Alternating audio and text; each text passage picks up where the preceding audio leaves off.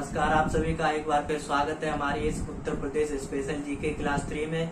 अभी तक हमने जो है जीके पार्ट 1 और जीके पार्ट 2 पढ़ा। आज की क्लास में हम जीके पार्ट 3 जो शेष बचे हुए तथ्य थे उनका अध्ययन करेंगे, जो परीक्षा की दृष्टि से काफी इम्पोर्टेंट माने जाते हैं। आज की क्लास के लिए जो है हमारा सबसे पहले देखते हैं Uttar Pradesh special GK part 3। इसमें जो है हम उत्तर प्रदेश के वन्य जीव विहार और one district one product one जीव अभ्यारण्य ये सब पढ़ेंगे। उसके बाद में कुछ इंपोर्टेंट क्वेश्चन भी देखेंगे। अगर समय हुआ, ज्यादा क्लास लंबी नहीं करूंगा, अगर समय हुआ तो क्वेश्चन, नहीं तो अगले पार्ट में क्वेश्चंस को करूंगा। तो सबसे पहले देखिए उत्तर प्रदेश के वन्य जीव विहार, चंद्रप्रभा वन्य जीव विहार।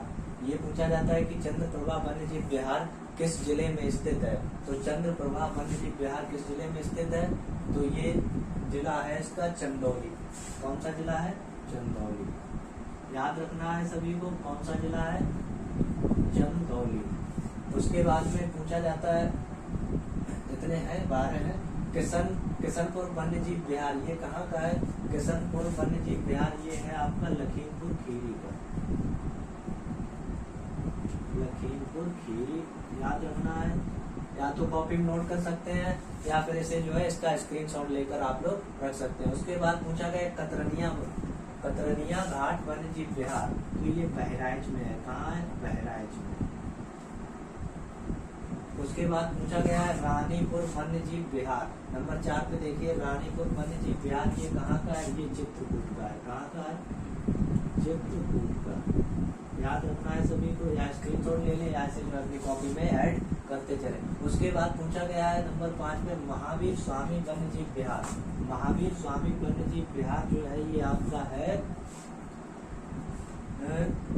चित्रकूट ललितपुर। कहाँ पे? ललितपुर। ये आपका पड़ता है ललितपुर में। फिर पूछा गया है चंबल वन्य जीव अभ्यारण्य। तो चंबल वन्य जीव अभ्यारण्य जो है 3 जगह पे सीमा बनाता है, आगरा, इटावा और औरैया, बॉर्डर पे है ये, याद रखना है इसे। उसके बाद पूछा गया है कैमूर वन्य जीव विहार। तो कैमूर वन्य जीव विहार जो है दो जिलों की सीमा पर है, जिसमें 2 जिले हैं, मिर्जापुर, पहला जिला दिया गया मिर्जापुर और दूसरा है आपका सोनभद्र। मिर्जापुर के साथ सोनभद्र।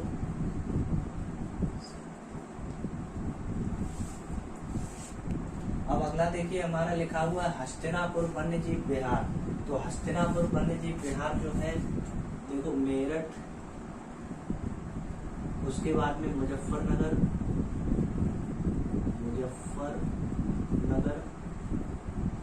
और बिजनौर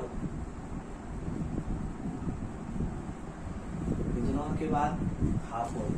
कौन सा? हापुड़। इतने राज्यों से सीमा बनाता है। फिर पूछा गया है सुहागी बरवा वन्य जीव विहार। तो सुहागी बरवा वन्य जीव विहार 9 नंबर क्या लिखा? सुहागी बरवा वन्य जीव विहार, ये महाराजगंज में है। कहाँ है? महाराजगंज में। उसके बाद में पूछा गया कछुआ वन्य जीव विहार। तो कछुआ वन्य जीव विहार जो है वाराणसी में है। कहाँ है? वाराणसी में। फिर पूछा गया सुहेलवा वन्य जीव विहार। तो सुहेलवा वन्य जीव विहार जो है श्रावस्ती और बलरामपुर में। कहा? श्रावस्ती और बलरामपुर, 2 जगह सीमा बनाता है। उसके बाद में पूछा गया पीलीभीत वन्य जीव विहार। तो पीलीभीत सभी को पता है, पीलीभीत कहाँ पड़ेगा? पीलीभीत जो है पीलीभीत में ही है। इस तरह से जो है हमने एक को पता कर लिया है। अब देखिए जो इसमें इम्पोर्टेंट क्या था, चंद्रप्रभा वन्य जीव विहार चंदौली में है, किशनपुर वन्य जीव विहार लखीमपुर खीरी में है, कतरनिया घाट वन्य जीव विहार बहराइच में है, रानीपुर वन्य जीव विहार चित्रकूट में, महावीर स्वामी वन्य जीव विहार ललितपुर में, चंबल वन्य जीव विहार आगरा, इटावा, औरैया में, कैमूर वन्यजीव विहार मिर्जापुर और सोनभद्र में, हस्तिनापुर वन्यजीव विहार मेरठ, मुजफ्फरनगर, बिजनौर और हापुड़ में है, सुहागी बरवा वन्यजीव विहार महाराजगंज में है, कछुआ वन्यजीव विहार वाराणसी में है और सहेलवा वन्यजीव विहार श्रावस्ती और बलरामपुर में है। उसके बाद पीलीभीत वन्यजीव विहार पीलीभीत में है। अब क्वेश्चन ये पूछा जाता है कि राज्य का प्रथम वन्यजीव अभ्यारण्य वन्यजीव विहार कौन सा था? तो चंदौली। चंदौली की स्थापना जो है 1957 और लिख लेना इसके आगे राज्य का प्रथम वन्यजीव विहार, अभ्यारण्य बाद में पढ़ेंगे, वन्यजीव विहार।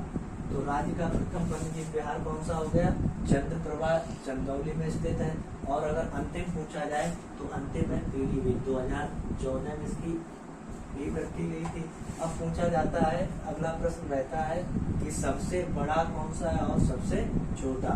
तो याद रखना है कि ये जो हस्तिनापुर वाला है, यही हम लिखे दे रहे, हस्तिनापुर वाला क्या है? सबसे बड़ा।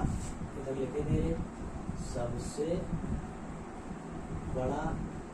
और अगर सबसे छोटा पूछा जाए तो सबसे छोटा है महावीर स्वामी। कौन सा है?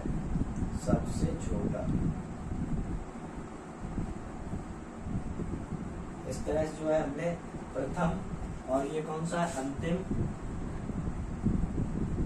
प्रथम कौन सा था? चंदौली, अंतिम पीलीभीत, सबसे बड़ा हस्तिनापुर वन्यजीव विहार और सबसे छोटा महावीर वन्यजीव विहार। अब हम देखते हैं वन्यजीव अभ्यारण्य को। आइए अब हम देखते हैं पक्षी विहार उत्तर प्रदेश के, लिखा हुआ है पक्षी विहार। तो सबसे पहला दिया गया है कि पक्षी विहार से भी क्वेश्चन बन जाता है, नवाबगंज पक्षी विहार कहाँ है? तो नवाबगंज पक्षी विहार कहाँ पे है? नवाबगंज पक्षी विहार आपका है उन्नाव जनपद है, वहाँ पे है। उसके बाद में दिया गया है लाख बहोसी। लाख बहोसी सबको पता है, अपनी कन्नौज में पड़ता है। उसके बाद में दिया गया है सैंडी पक्षी विहार। तो सैंडी पक्षी विहार हरदोई जनपद में है। कहाँ है? हरदोई जनपद।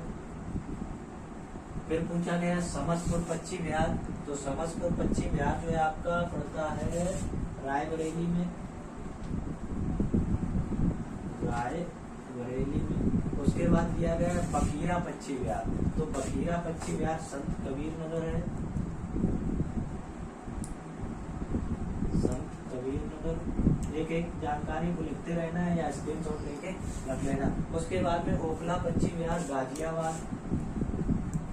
कहाँ पड़ता है ये? गाजियाबाद। और मुजफ्फरनगर,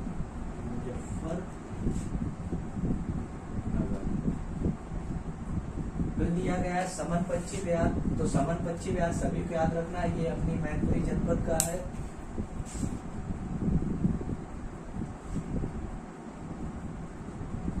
मैनपुरी, हम लोग मैनपुरी के निवासी हैं तो इसे तो याद ही रखना है कि मैनपुरी में कौन सा पक्षी विहार है? तो समन पक्षी विहार।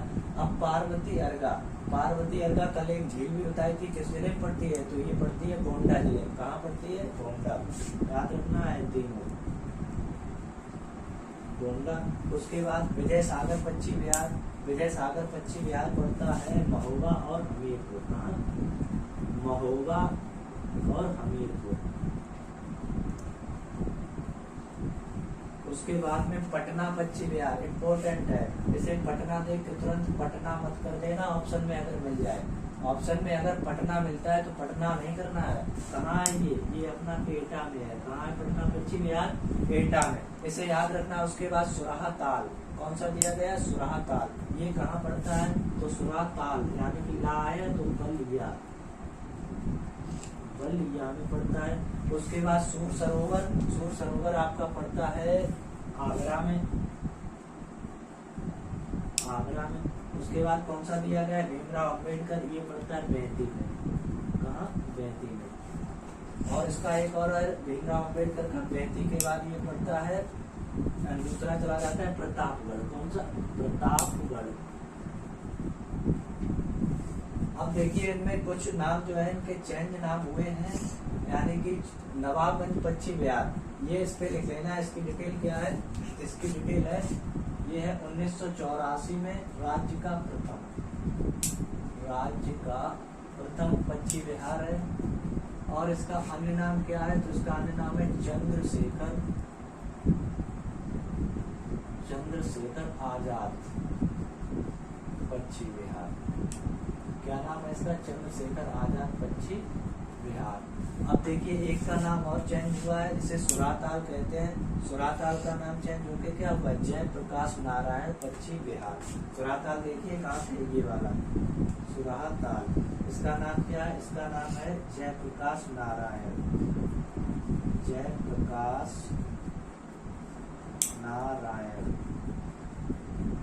पक्षी विहार। इतने से याद रखना है, जयप्रकाश नारायण पक्षी विहार।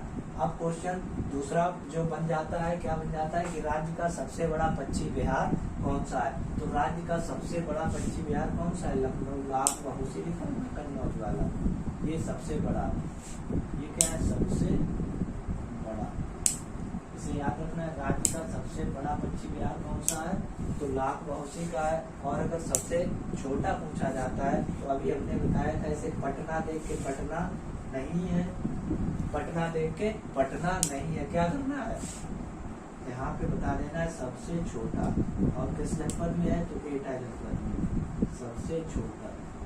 तो देखिए हमने अब इसका एक स्क्रीनशॉट ले लें आप, या ऐसे अपनी कॉपी में ऐड कर सकते हैं। यहाँ देखिए सबसे पहले क्या था, उन्नाव राज्य का प्रथम है, चंद्रशेखर आजाद पक्षी विहार नाम से भी प्रसिद्ध है। राज्य का सबसे बड़ा लाख बहुसी कन्नौज में, राज्य का सबसे छोटा पटना पक्षी विहार एटा, और सुराताल का नाम क्या होता है, जयप्रकाश नारायण पक्षी अभ्यारण्य। अब देखते हैं कुछ जिलों के जो उपनाम है और कुछ प्रसिद्ध है, किसके लिए प्रसिद्ध है, उन क्वेश्चंस को देखते हैं कि कैसे पूछे जाते हैं। आइए अब देखते हैं उत्तर प्रदेश के जो प्रमुख नगर है उनके उपनाम दिए गए, उपनाम से संबंधित भी क्वेश्चन बन जाता है परीक्षा। तो देखिए सबसे पहला लिखा हुआ है कुंभ नगरी, संगम नगरी, अमरूद नगरी। कुंभ नगरी से भी पता लग जाता है, संगम नगरी से भी और अमरूद नगरी से भी। तो जल्दी से आपके दिमाग में आ गया होगा, क्या करेंगे यहाँ पे, इलाहाबाद है लेकिन वर्तमान में क्या है, प्रयागराज। क्या है, प्रयागराज। उसके बाद में देखिए क्रांति नगर या कैंची नगर, ये किसे कहते हैं, मेरठ को कहते हैं। फिर पूछा गया है आंवला नगरी किसे कहते हैं, आंवला नगरी कहते हैं प्रतापगढ़ को। फिर पूछा गया है चर्म नगर, उद्योग नगर, पूर्वोत्तर भारत का मैनचेस्टर, तो ये कानपुर है। कौन सा है, कानपुर। फिर उसके बाद में पूछा गया प्रदेश का 100 विंडो, तो प्रदेश का 100 विंडो कौन सा है हमारे पास, प्रदेश का 100 विंडो है नोएडा। क्या है, नोएडा। फिर दिया गया है जैनी लोगों का काशी किसे कहते हैं, तो जैनी लोगों का काशी कहते हैं हस्तिनापुर। हस्तिनापुर ये अगर पूछा जाता है कहाँ, तो मेरठ। फिर दिया गया इत्र नगरी या खुशबुओं का शहर, सभी को पता है अपना पड़ोसी जिला है, कौन सा है, इत्र नगरी या खुशबुओं का शहर अपना पड़ोसी जिला कन्नौज। फिर दिया गया धन का कटोरा, जो धन का कटोरा कहते हैं चंदौली को।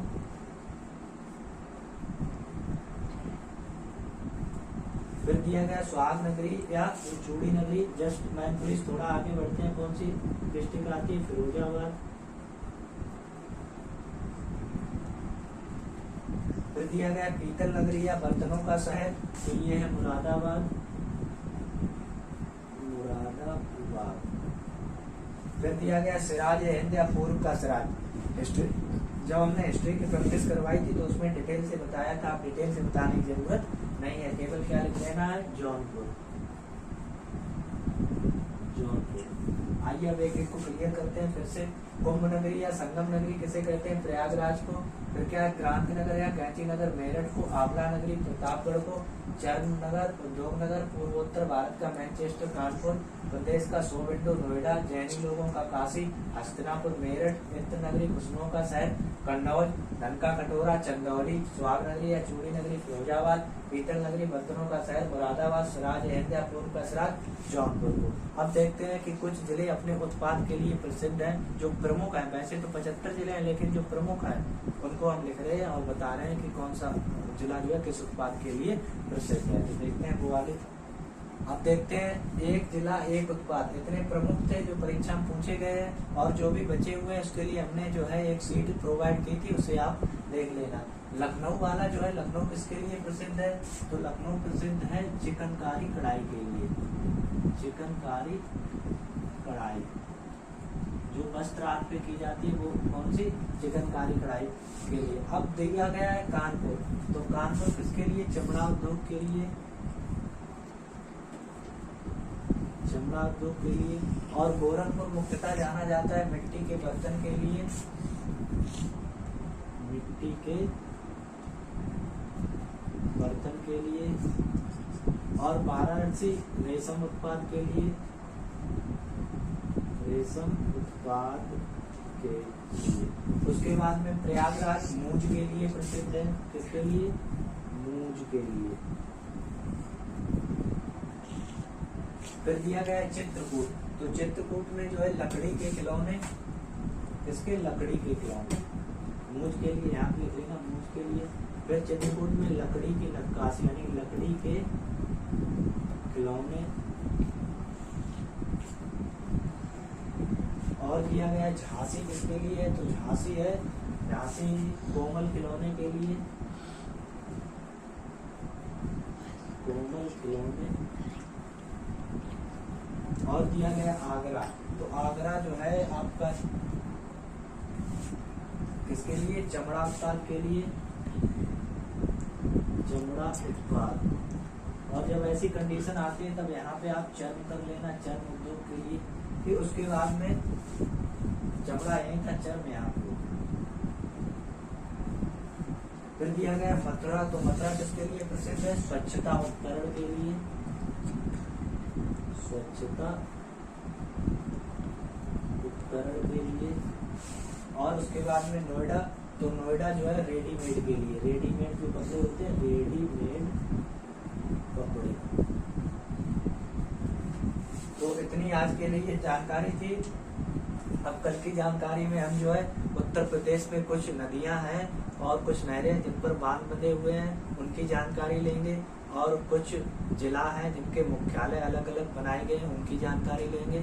इसके बाद में उत्तर प्रदेश जीके से बस इतना ही अगर पूछा जाता है तो इतने से ही पूछा जाएगा। इसे आप पढ़ लेना और अच्छे से इसका स्क्रीनशॉट ले लें या एक बार जो है अपनी कॉपी में ऐड कर लें। इतने से ज्यादा नहीं आएगा, इतना ही पढ़ना है। आज के लिए बस इतना ही। कल की क्लास में हम फिर मिलेंगे। सभी बच्चों को एक बार फिर से जय श्री श्याम।